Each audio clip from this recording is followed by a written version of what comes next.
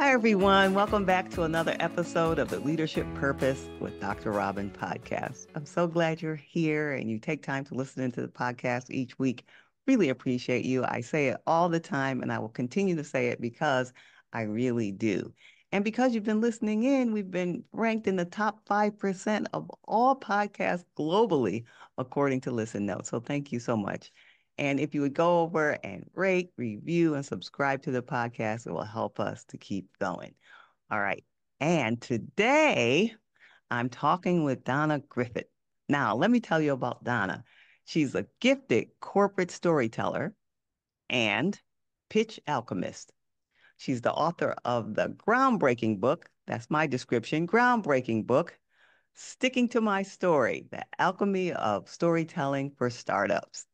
Donna has worked globally for 2 decades in over 30 countries with Fortune 500 companies, startups, and investors.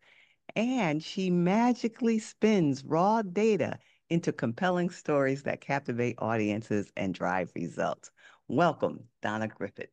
Thank you, Robin. That sounded so good coming from your voice. Wow. I need to have you introduce me everywhere I go. So good to be You here. you did the work.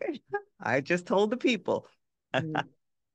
All right. So speaking of me just telling the people, you heard me in my, kind of introduction, but why don't you tell us in your own words two things about you and then about the work you do? Anything you want to say about you and then about the work you do? Well, it's funny. I always, every time I get asked that question, I always will try to frame it in a different way. So let's spin the wheel and see what comes up today.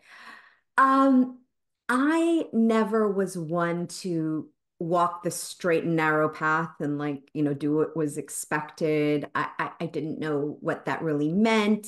I also was one of those weird youngsters, youth, teens that kind of knew what they wanted to do much later in life and were already kind of setting their sights on it from like the age of 16.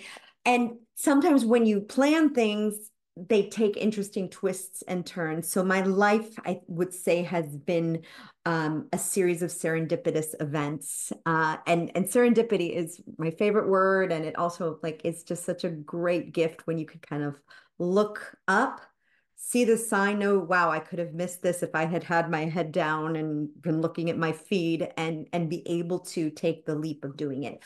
So I thought I wanted to be a drama therapist. I really wanted to be an actress. That was my first passion.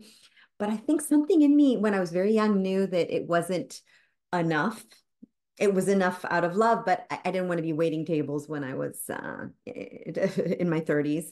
And I discovered drama therapy when I was 16. And I was like, oh, this is amazing because it combines the two things I love most, theater and working with people, psychology. And I worked up to getting accepted to a master's degree at NYU, moved to New York when I was almost 23, and fell in love with the city. I just loved it there. It was amazing. And then when I found out that kind of the career of a drama therapist was basically that of a starving artist in terms of compensation, I was like, yeah, this is not exactly what I signed on for. So how can I take this and leverage it? And again, a serendipitous moment. I had a professor and she mentioned a friend who traveled the globe giving workshops, inspiring people. And I was just like, okay, that's what I want to do. That's like it. Like, how do I sign up for that? And I did some courses in continuing education at NYU, sent my resume out to the first job that was hiring for corporate trainers and got a job with an amazing company in New York, traveling the globe, teaching presentation skills, business writing skills. And I basically got to I had done my first and second degree straight through, and then I got a chance to travel, but work at the same time. So that's a very sweet deal. And then came 2008. Fun times, kind of reminiscent of the last year and a half, maybe not as extreme, but more in, the investment sector where I work with startups. It's been come to a standstill. And then an entire calendar year of work was erased immediately. And it was another one of these moments of oh my gosh, what do I do? What do I do? And serendipity had another twist for me. And I was introduced to a cardiothoracic surgeon who needed help with his speeches. And it turns out he was a tech entrepreneur at the same time. He had created two medical devices and he'd been invited to a big angel conference to give two 5-minute presentations. And he asked if I could work on those. And I never worked with a startup back in 2009. And it's like, sure, why not? A story is a story. We worked on these. I ended up presenting on his behalf. And then the other companies got up to present, these poor little startups, and they were just blasted to smithereens in the first 5 minutes. And I was like, oh my gosh, why wouldn't they have prepared with someone like me? That just, it really broke my heart. And then I was like, wait, whoa, whoa, whoa, what's going on? And I was like, yeah, there wasn't really anybody doing storytelling for tech, for startups at the time. And I was like, that's it. That's my new audience. And despite the voices saying, oh, startups, they're not going to pay you. They don't need it. They don't, blah, blah, blah. I was like, thank you very much. And I found my way in. And here we are, 20 years into my career this August. And I've worked with over 1,000 venture capitalists and startups and accelerators. And I still do training with the Metas and the Googles of the world. And I relish every moment. It's such a joy to get up in the morning and know you're going to do something that you're good at, that is needed, and that you enjoy doing. There's no greater, and that you're making money doing, because, with the ikigai, the Japanese model, you can't not have all four aligned. So I'm very, very lucky. I love that. I love that because it brings in your early interest when you were a little child or teenager, and this performance sort of it just ties it all together. And All I love together. your word, all these synchronicities and how you were tracking them. So now I'm so intrigued by this story. How did the surgeon know that you were able to do that? You said you hadn't done it Right. before. Well, we were working on his speeches for his professional guild. He was the head of the cardiothoracic surgeon and cardiologist guild. They don't like each other very much, but they kind of put them together in a professional guild. And he had to give a speech for their annual conference. And I wrote his speech, and he was really happy with that. And he's like, if you can write a speech about that, can you write a speech about that? And it was a leap of faith for both of us, but it was one of those real pivotal moments that you don't realize that the trajectory of your career and your life is about to take a complete turn. Yeah, I love that. I love that story. Poor All right. guy, he was such a brilliant, he still is such a brilliant guy. He could save 3 lives in a row, 18 hours of surgery, put him in front of a computer to try to present, and it was like death warmed over. We all have our superpowers. We Uh, do. We do. And your gift is it's very much needed. Yesterday, I was just listening to an interview on YouTube of another podcast, and the man was an engineer, and he said storytelling is very difficult. And mhm. I've never heard that before because I've been around people like you and me, and so, but there are a lot of people who need the gift that you share. So, it sheds new light on it. Yes, All right. I love my little poor my engineers and computer science geeks. They're so helpless when it comes to trying to convey their brilliance. And someone once called me the polisher of diamonds. And startups truly are diamonds, and oftentimes in the rough. Yeah. And it's just about bringing that sheen out to the world. So Yeah. it's Yeah. I love that. We all have our different gifts and we bring them together and we share them, and that's what makes the world go around, right? All right. So, sticking to my story, The Alchemy of Storytelling for Startups. That's your book. Tell us about the premise of the book. my third baby. Came out a little over a year ago. It was something that I knew I had. It's like I had this book here up in my head, and it was just a matter of getting it down onto paper. I sometimes say if I had a USB port, I could just stick a thumb drive in and pull it all out. But it felt like that. It honestly felt like just downloading it, and my fingers couldn't move fast enough across the keys. Like once I got the structure in place, and you probably know it as an author yourself, just letting it all flow, it just was like this otherworldly experience of the words coming through me. And I had done a lot of writing over the years on different aspects of creating funding decks. And I had, like, every time I would write a blog or write something I'd be like, that's going to be a chapter of the book. That's going to be a chapter. So I had a lot of material. Now it was just a question of compiling it, editing it, getting it into the right flow, and seeing how it all came together. That was smart. That was smart to keep track of those along the way, all the work that you were doing. Yeah, that was really smart. Did you do that with the intention that you knew it would be a book, or you were just part of the way you just happened to keep it?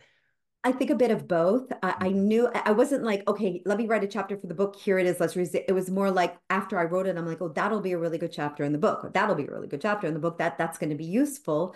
And a lot of the stuff I was able to take and repurpose into chapters. So going through, I really dig into each and every slide on an investment deck and also just the process around it and thinking about it and why storytelling is such a powerful tool and why it resonates so much. So it was just about really literally, and also I've given so many workshops over the years. So the book, a lot of the book is things that I've said a million times, but now it's getting it down into a place. I kind of see it as a cookbook that a chef would release, and I wanted people to be able to make the recipe at home and enjoy it. And then if they wanted to come to the chef's restaurant and have her cook for them, that's great as well. So it was just, I think this is a powerful tool. I want as many people in the world to enjoy it as possible. Yes, yes. All right. So what part of you, or is there a part of you that is reflected in the book? Oh, it's Like all the core of who you are.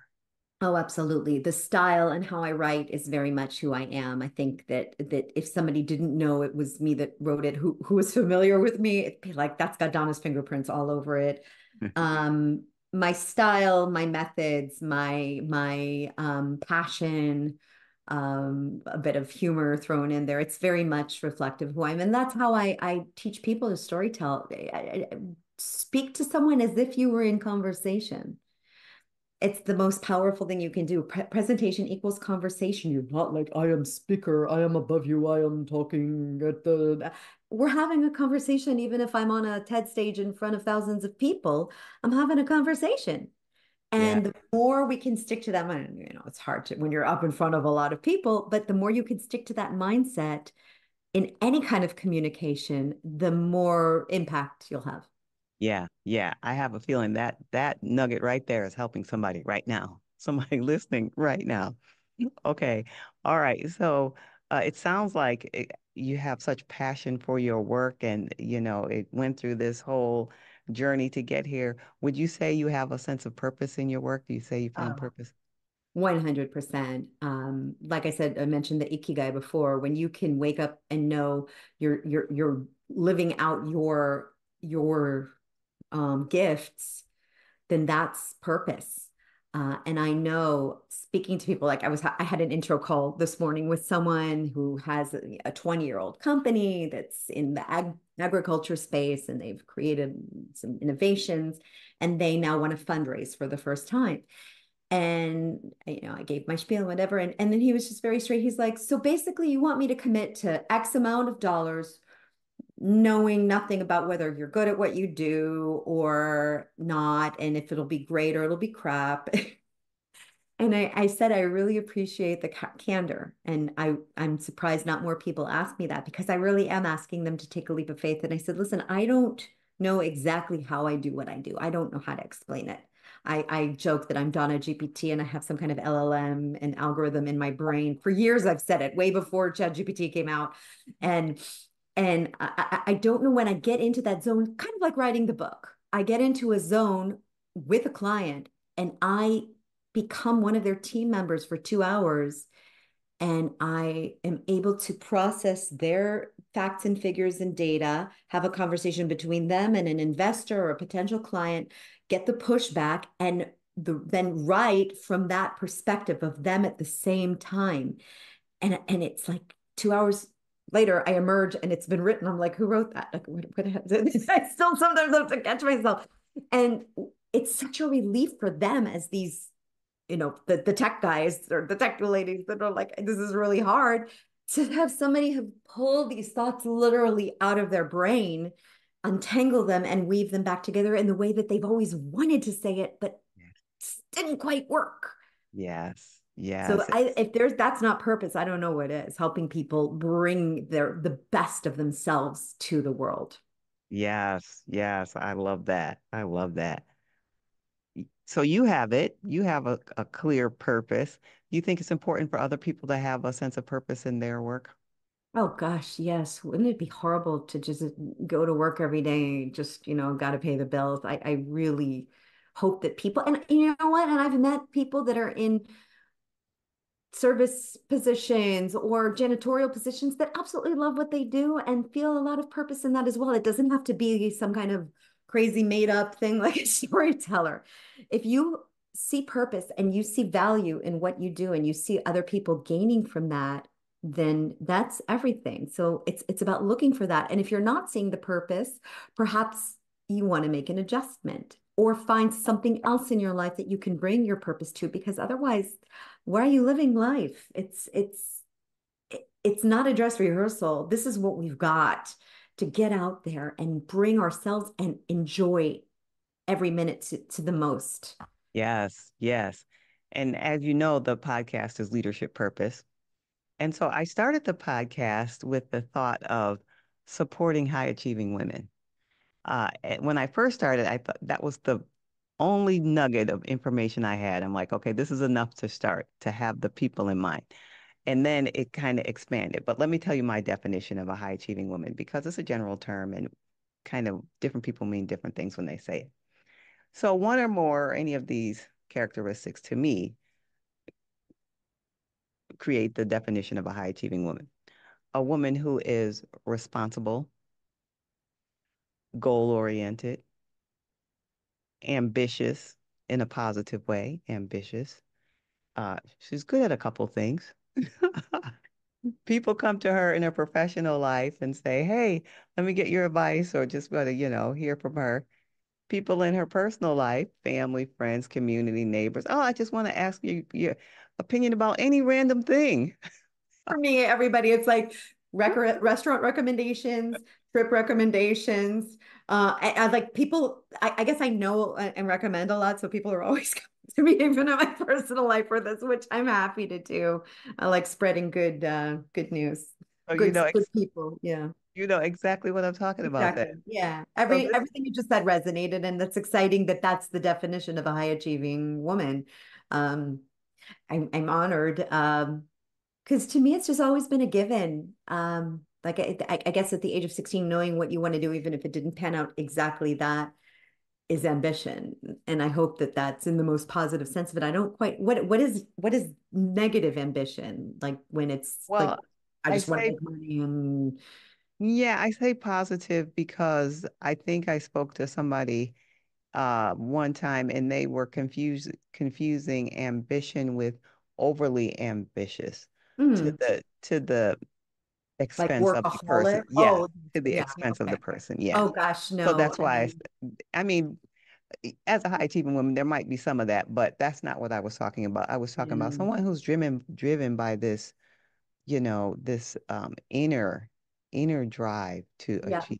Yeah. And it's That, an inner drive. And I think once I became a mother, especially a mother to two girls, then my purpose expanded to wanting to be the kind of woman, wow, it's like getting me a little emotional, that I want my girls to look up to yeah. and look back on and say, wow, I really admire my mom, and she was there for me in spite of everything she was doing. And I always, like this morning, it was crazy. I had a crazy morning. I was in front of the computer giving a workshop at 8 a.m. My husband's away on business. So they had made themselves breakfast. Someone picked them up for school. And then I had meetings straight through till 11:20. And then I ran to pick up my daughter and take her to an orthodontist appointment because she lost a tooth that came off with the wire of her braces, and then ran back, and then I ate my first bite at 1:15 in the afternoon, other than coffee, of course. And that doesn't always happen, but I didn't for 1 second make my daughter feel like, oh gosh, she's inconveniencing me. And then on the way back, I had a call because it had run longer, and I had a call with the potential client that was asking, and I always look at myself through my daughter's eyes, and I'm like, I'm not trying to impress them, but I want them to see that as mothers, as women, we can balance and do it all. And also, I think purpose extends to what's the most meaningful in life. And to Yeah. me, my family definitely comes first, but also me being happy and fulfilled is part of me being a great mother and a great spouse. So Yes. that really ties into purpose too. It all sort of balance. So when we say work-life balance, I don't even think of it as like, are we balancing it out? It's more like, are we bringing ourselves fully to these different aspects of life? Yes, I can relate to that I don't that think I've ever thought of it view that of way. balance You're too. bringing me these insights, Dr. Robin. It's like, wow. Okay, so the high achieving woman. All right. So the woman I described that you seem to resonate with, and all she's that, and she's doing work that she has what other people consider to be successful. She has achieved a level of success. She's doing the thing, but she's craving a sense of meaning and purpose. She's asking herself, it, is this it? There must be more than this. And she's at the point where she's really yearning to have more meaning and purpose in her professional life. It's like she found herself at the top of a career ladder, whatever field it is, and then realized this is the wrong ladder. Mm. So, with that woman in mind, Mhm. what could you share with her about purpose, finding purpose, having purpose from your experience or from your professional experience? Maybe it's time to go to another ladder or to take another, little walk on that plateau you're on and find a ladder you want to continue climbing. I don't think it ever ends. I don't think it's like that's it. We've achieved the pinnacle and there's nowhere to go because we can expand both vertically, horizontally, diagonally, spiral. Um, it's not linear success. It takes you by surprise. That's the serendipitous moments that you always should be at. I met someone actually through our mutual group, and she brought this new perspective into my life about a potential program that I might be part of that I never ever would have considered. But even if I don't end up being part of the program, it's like this has opened up a whole new kind of perspective on where do I see myself. And I'm 47, and like I think for a woman in her 50s, it's supposed to be that's like the time to really find your purpose, your career, your the height of it. And I'm excited to see what lies ahead. So I'm not like I've peaked and that's it. I feel like there's so much more out there, but I'm also really happy at where I'm at. And now it's just, I feel like I want to amplify my sphere of success. So last year it was about writing the book. What comes next? I'm not 100% sure, but I'm going to leave it to the serendipity beings, muses, gods, whatever we want to call it, power to kind of bring those moments to me. Yeah, yeah. So I hear you saying then to her to be open to Mm. change. And Is that right? Or I think it's to be open and it's to recognize opportunity when it comes and not say no right away, even if it seems far-fetched. And if you're feeling those butterflies in your stomach, you can either call it fear or excitement and look at it as excitement and what might lie ahead. And it may not be exactly what you thought it was going to be, but keep yourself open. I like that. okay. All right. So now you've been so generous with your time. Is there anything you want to share that I haven't asked you or Mm. something pop in your mind or one more thing before we tell people how they can be in touch with you?